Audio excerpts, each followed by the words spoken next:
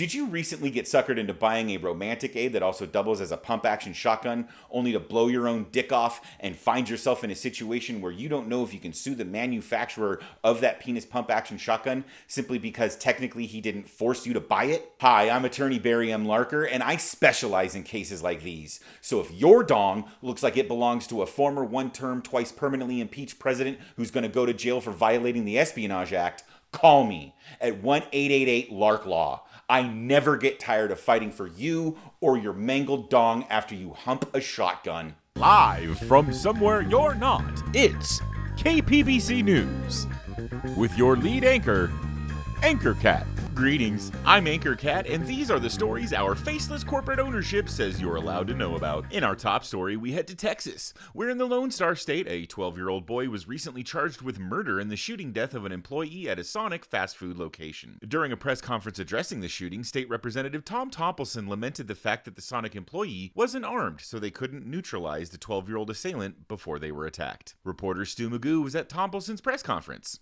Stu. Hi, Anchor Cat. Yes, just an hour or so ago, State Representative Tom Toppleson spoke to reporters and said that he doesn't regret supporting laws that make it lawful for people old enough to crawl to own guns, and also said this story illustrates a, quote, much deeper, unquote, problem in America.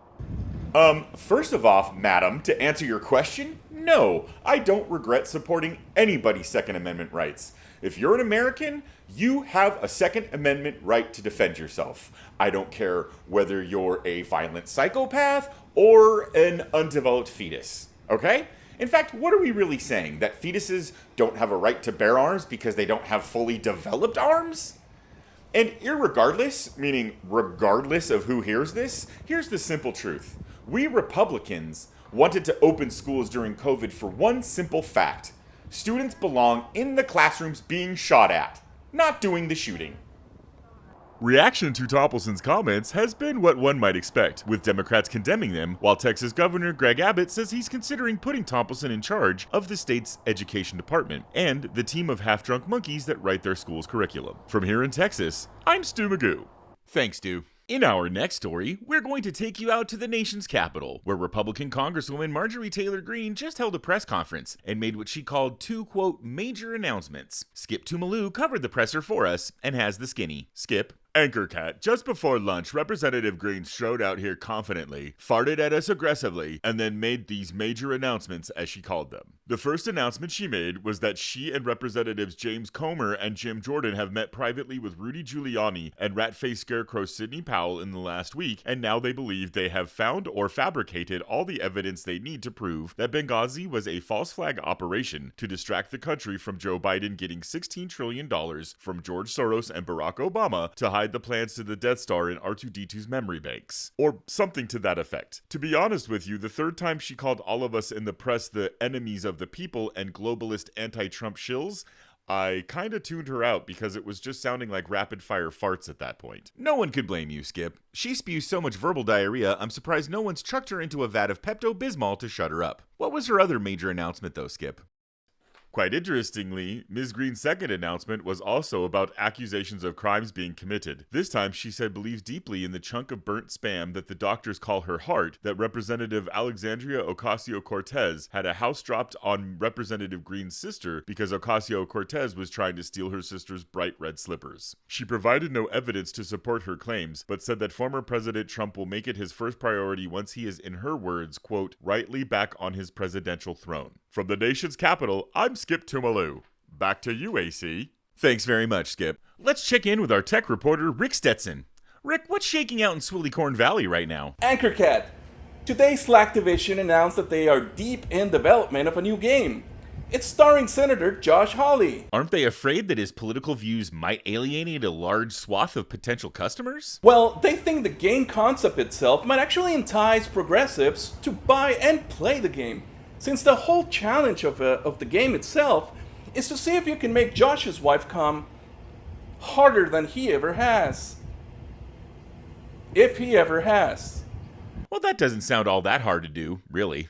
I think Slacktivision's game designers may have already thought of that, because I hear that in the game, just like Josh, you'll have no idea where your wife's clit is. The game might not drop until next year's election cycle, So be ready for it and get all the updates. I hear there might be even a DLC. Perhaps other senators? I don't know. I'm Rick Stetson. From Swillicorn Valley, I'm sending it back to you, Anchor Cat. Thanks, Rick. We'll take a quick commercial break and be right back. Because I know no fetus is truly safe until we ban abortion and arm the fetuses, I vote Republican. I don't get why these new generations of kids get to have a Star Wars that's just for them, like I got to have when I was the same age. It makes me feel like something was taken away from me every time someone else gets something. I'm not a hater, it just makes me physically uncomfortable to see main characters that aren't white males. I hardly think that makes me racist or sexist just because I have a violent physical reaction whenever I see characters on the screen that have pigment in their skin or vaginas in their flight suits. I saw the first Star Wars before it was even called A New Hope in the theaters. If anyone knows what Star Wars should be, it's not Disney, it's not Kathleen Woketopian Kennedy, it's not even George Lucas because I still haven't forgiven him for Jar Jar Binks. It's me. Can't anything just stay exactly as I want it to stay? Does the left have to ruin everything with their diversity and representation? Where can I go that prioritizes the needs of middle-aged white guys except everywhere else in the world other than Star Wars? You really think Star Wars should be some allegory for left-wing political philosophy? Put down the bong, Cheech. Next thing you're gonna tell me is that the Empire was supposed to represent the United States. El fucking Mao. Hey Siri, what did George Lucas say was the inspiration for the Empire in Star Wars? George Lucas has said that a large part of the struggle between the rebellion and the Empire was based on his views of the Vietnam War, and that the Empire's repressive regime represented the United States' attempt to forcefully export its version of democracy to the rest of the world.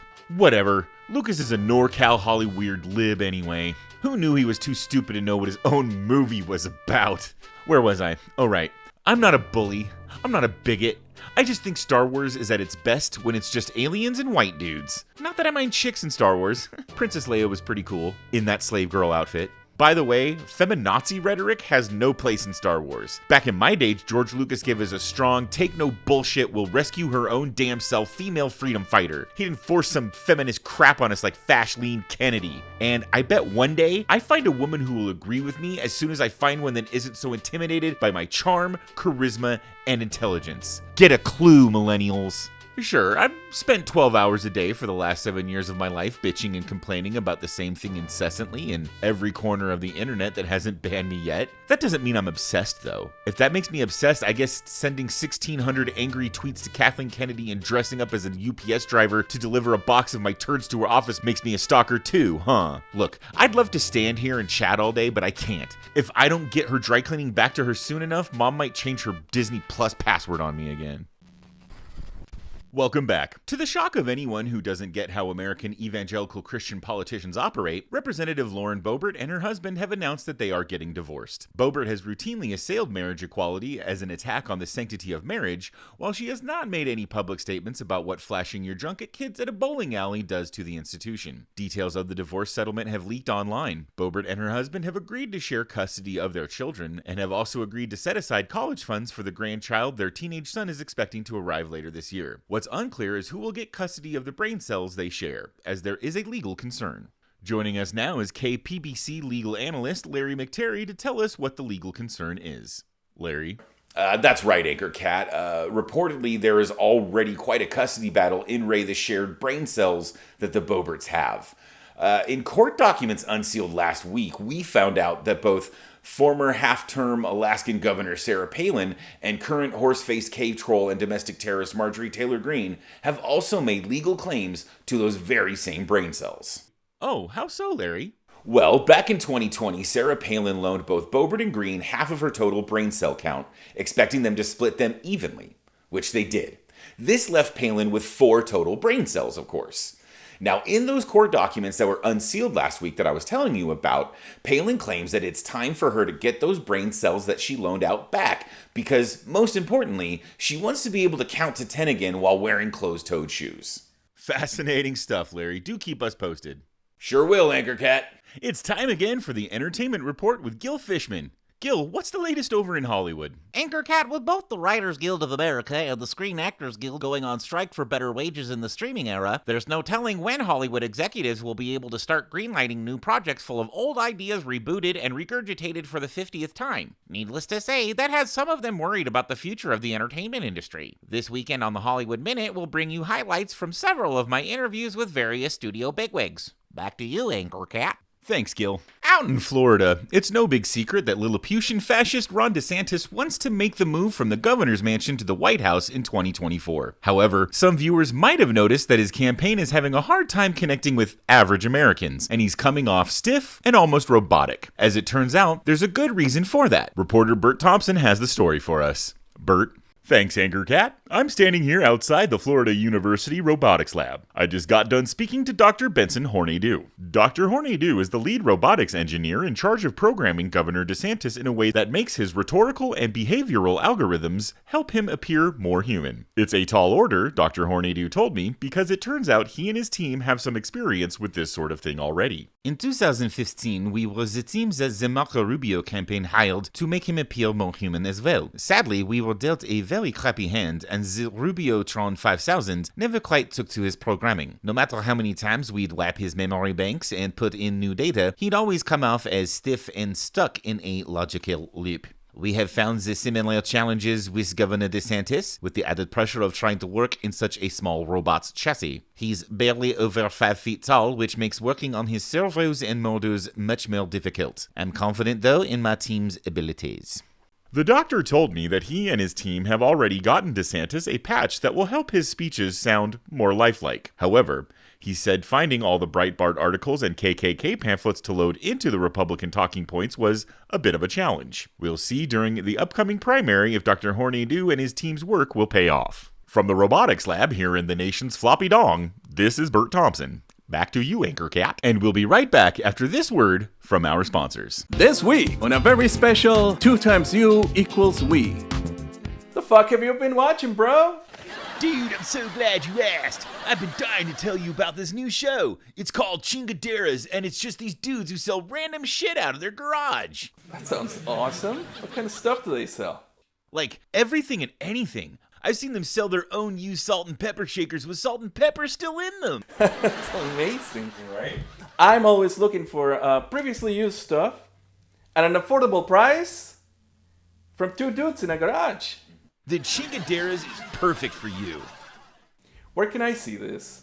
Is it NBC, CBS, HBO Max, TLC, Lifetime, Showtime? It's only on the new channel, the Chingadera Home Shopping Network.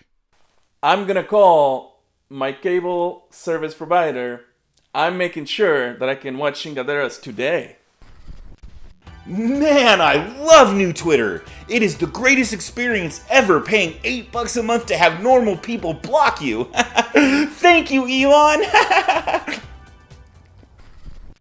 Gentlemen, the time has come. We Republicans must strategize now for the 2024 election.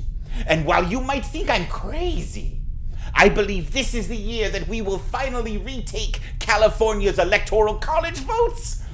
Refresh my memory, Dick. Is this not the same California that we refer to as California?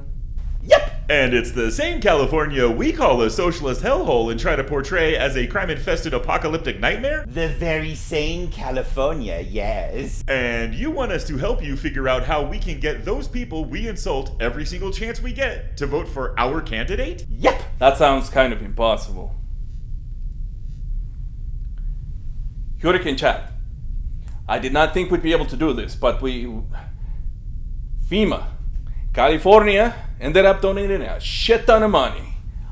I think we can find an angle that really works. Excellent! I knew you'd both have the right attitude about this. I am fairly confident that we will win California next year. Do you know why? Why, Skipper? Because believing in fairy tales despite all evidence has been the Republican brand since we convinced those morons that trickle-down works.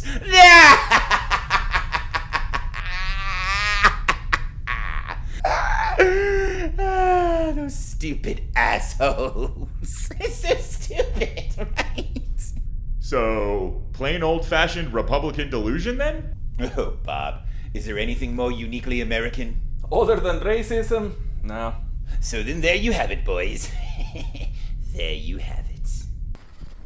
Hi kids, it's your old pal Fred Gordon, and I've been noticing that a lot of you are feeling unsure about what to do with all these fascists running around these days doing fascist things. And you know that your old pal Fred's main mission in life is to make you feel more sure about your feelings, so I just wanted to take a moment and remind you that one of the best ways you can do your part to fight fascism is to be mean and rude to fascists online. Bullies don't respond to polite requests to stop being bullies, and fascists rely on you being quiet about their fascism to give them more power to be fascist. So don't listen to their complaints about civility, because there's literally nothing civil about thinking some of our friends shouldn't be allowed to exist because they offend someone's religious extremist views. So take it from your old pal Fred and make fun of a fascist online today.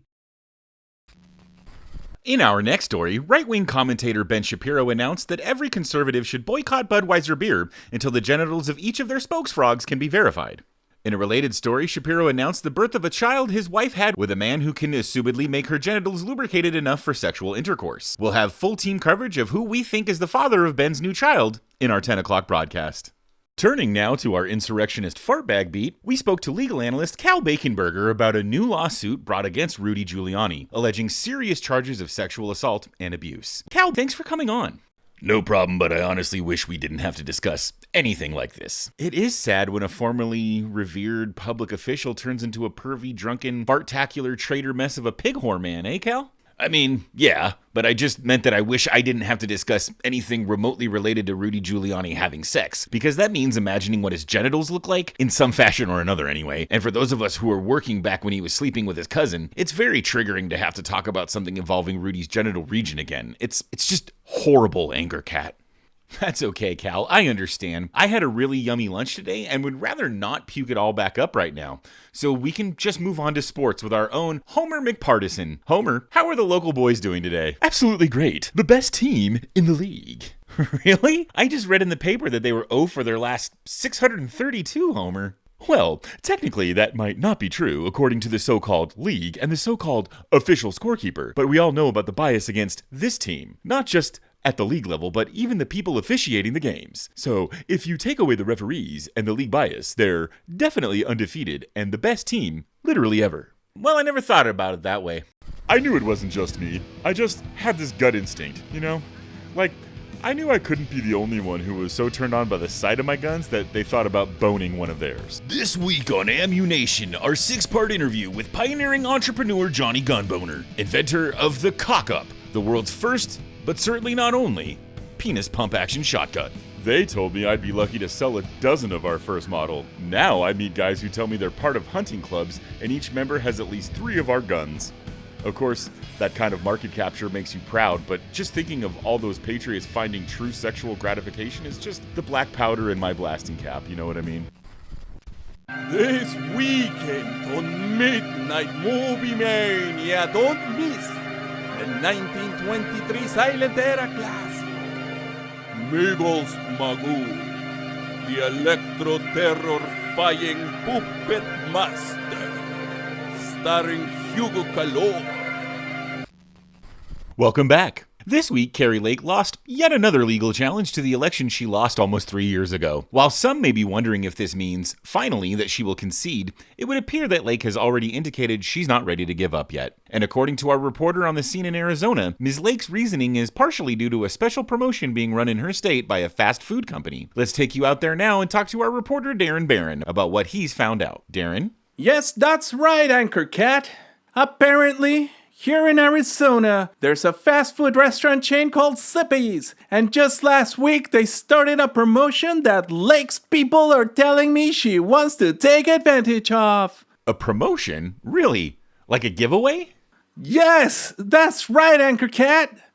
Being a Republican, there's nothing Miss Lake likes more than insulting people she says are looking for free stuff, while holding her hand out for some free stuff of her own. And this promotion says that if you lose your bid to become governor 45 times, you get a hamburger combo meal deal. Lake's loss yesterday was number 44, and according to her campaign manager, she really loves hamburgers. I'll keep everyone up to date on whether or not she ends up qualifying for that Sippies promotion. From Arizona, this is Darren Barron. Back to you, Anchor Cat. And that's going to be our last story for the evening. We'd like to thank everyone for tuning in. Stick around for Talkin' Ticks, our 30-minute roundtable political discussion show hosted by Mac Mickey and Mick Mackey. Good night, everyone.